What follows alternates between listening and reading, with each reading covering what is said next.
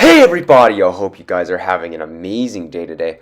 My name is Mercer and we are doing another death battle prediction right after Steven Universe versus Star Butterfly. We have the rematch between Link and Cloud.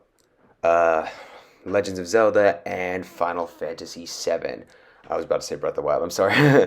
But yeah, guys, I'm actually really looking forward to this. Again, it's another teased character in the Season 8 trailer, which I suppose is fine, but I don't want them to like run out as soon as possible. I really like what they did in the last season, in the Season 7 trailer when they had, like Beerus and Krona in the next part, the last part of the season, and then they had the other combatants like beforehand, and they had other confirmed fights within there. Um, but overall, this is fine. I'm really excited for this, guys. Definitely want this to be 3D animated. It it's just a really cool fight. Honestly, I was really looking forward to bring Link back into Death Battle, and this is his best opponent. Um, but yeah, this is amazing. Just so you know, I actually got my times a little bit confused for my new character war. Just a little side note. So that'll probably be coming out, either later today or tomorrow. But I didn't want to get that in mixed up with Death Battles, Steven versus Star, because you know, I people had to watch that. So and yeah, it was a pretty good fight. I will give my review for it right after I do this prediction. In the meantime, let's get straight into this. Ooh, and another thing, I don't know if they're going to be using Amalgamated Link, but I think by the trailer or what we saw, I think this is Breath of the Wild, Age of Calamity Link, um, which makes this easier. So I'm going to be using that version of Link, but I could be wrong. Uh, don't take my word for it. Anyway, on to Link. In Age of Calamity, he has an amazing strength feat when he literally, uses the Hylian Shield to knock back a falling piece of Hyrule Castle. Now, honestly, this chunk of the castle looks really, strong around the sort of 20 or so ton range, but we do know definitively that the Age of Calamity version of Link was a bit stronger than the Breath of the Wild one because of the fact that, that one had a hibernate and that one was in a weaker state.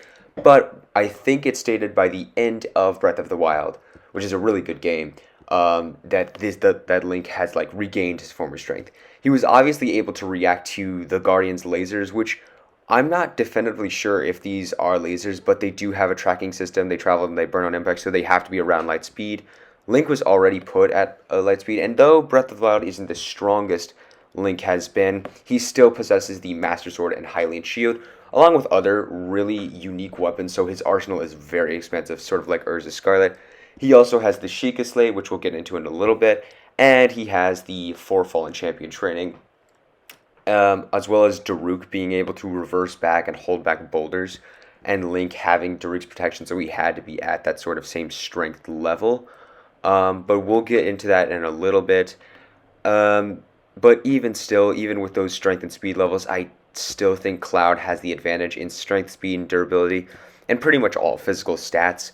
Cloud on his own is really powerful. And even if you take like a weaker version of Cloud, this Cloud was easily able to just like slice through chunks of metal, which is a lot more force than what Link was capable of doing, as well as him being able to just destroy large buildings with single sword strikes, keep up with Sephiroth in a speed of sound level of speed. And Final Fantasy characters are capable of going around the speed of light, so both in motion and in reaction speed. Honestly, Cloud on his own, with materia or not, is extremely powerful. And of the members of the Final Fantasy VII team, Tifa, Barret, Aerith, Cloud's physical stats are definitely on the par of being the top level. And obviously, let's get into the materia slots. He has, uh, you know, I think he'll have Thundaga, Paraga, Ice, Fire. He can, it's Earth 3. Um, and then the Buster Sword, which can contain two materia slots normally, and well as these limit breaks, which allow him to increase and go beyond that same power level. Now, I don't think Link is fully outclassed here, not by a lot. Link obviously has a lot to keep on his toes. He relies a lot on his arsenal, which has been really true for Link. And obviously he can use weapons like Daruk's Protection, Urbosa's Fury, Rivali's Gale, and Mipha's Grace to heal himself, use motion or like getting a drop on his enemies, shields and reverse attacks, and lightning strikes. Now, to get past a lot of Cloud's technique, he does have a lot of shields. Not only does the Highland Shield is able to block a bunch of the attacks, and the Master is capable of going on the Buster Sword, but his Thunder Helm can block through a lot of Cloud's, lightning attacks. As well as the Sheikah Slate, which can go on to remote bombs, time stops, um, the cryokinetic ability, which probably won't help all too much, and Magnesis, which would be helpful against the Buster Sword. But even still, Cloud's just superior physical stats would definitely get past it. There's also, I forgot to put this in, the Sheikah arrows, or the legendary arrows, which are able to disintegrate an opponent in a single attack. Now, this kind of goes along with the fight between Aaron Black and McCree, how McCree still has, his High Noon, his ultimate Deadeye shot, which could eliminate opponent in a single attack. Even opponents like Reinhardt can't get past that. Um, and this is just a little comparison, but I do think Cloud would successfully be able to avoid it. Not to mention, through his limit break, I think he would be able to just easily cut through the arrows at their max potential. I don't think they're going to get that powerful. Even Guardians have like a time limit before they disintegrate through the arrows. Don't get me wrong, they're dead. But even the Guardians in Breath of the Wild, on their max strength, do have a time limit. So I do still think that Cloud overall would be able to get past it through better strength, speed, durability, and overall greater amounts of power through the Buster Sword than compared to the Master Sword. With that out of the way, let's get on to the Steven versus Star review. Overall, I was right about this, so my streak continues, thankfully. This actually was pretty fun to review, pretty fun to talk about, even though my prediction was late by a large margin. Overall, the fight was good. That track was really good. It had so many vibes to Steven Universe. It had a bit of vibes to Star Butterfly. It definitely focused on Steven's a bit more, but I think that, just like the way that they did, the characters in there, it was really well. I could tell in the fight, I don't know what you guys thought, that, Steven wasn't really trying to hurt Star until he got into, like the emotional state. By the way, this is going to contain spoilers, so if you haven't watched that fight, go support the initial release. Watch it already. It was really good.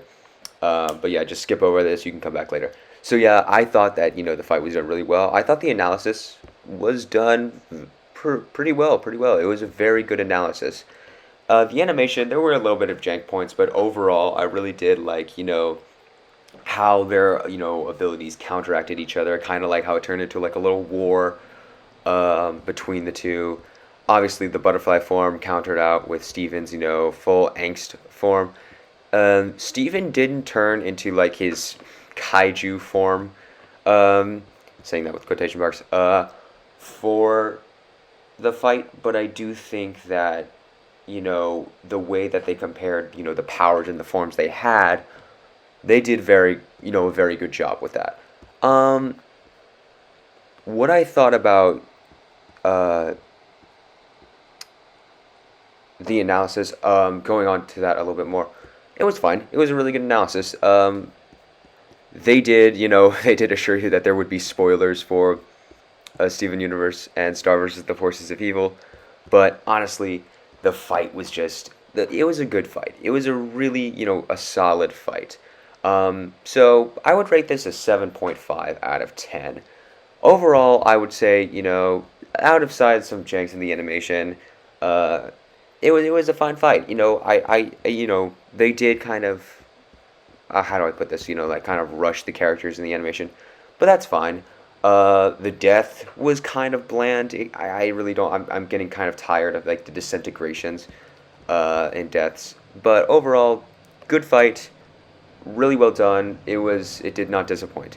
So yeah, hope you guys enjoyed. Always be sure to like and subscribe. Follow me on Instagram at CharacterWar9, and I will see you all later.